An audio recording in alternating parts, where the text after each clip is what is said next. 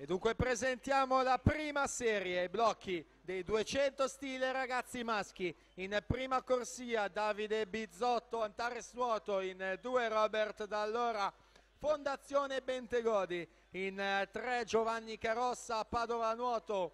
In quarta corsia, l'abbiamo già trovato ieri nei misti e nello stile libero, classe 99 Waterborne, Jared Liam Baxter. In quinta corsia, già medagliato ai giovanili nella gara dei 100 d'orso, Davide Nardini, Olympic Swim Pro. In sesta corsia, campione italiano giovanile dei 400 misti, bronzo nei 200 d'orso, meglio argento nei 200 d'orso, bronzo nella gara dei 100 d'orso, Giovanni Barrison, Milano Nuoto. In settima corsia nuoterà Pablo Pini per il team nuoto Toscana Empoli. E in ottava corsia per l'Antares Nuoto è il campione italiano giovanile dei 200 farfalla, campione di categoria dei 400 stile libero al Foro Italico di Roma, Alessio Gerardin.